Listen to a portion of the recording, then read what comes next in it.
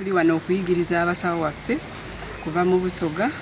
Tubayigiriza ku ngeri gy'okulabiramu obulabiro obusookerwako ng'omuntu alina emergency, okusinziira ddala nga ku baana ne bamaama waffe, kubanga mu Busoga tulaba nnyo nti nno abaana bafa nnyo. Muwendo gw'abaana abafa mu Busoga, infant mortality is higher than the national mortality. So twagala kulaba nti nno ogwo muwendo tugukendeeza neno training ejja kuyambako abasawo waffe okukwata bulungi abo abaana abalina emergency needs, okulaba nti nno babalabira okukendeezako okwejo emiwendo.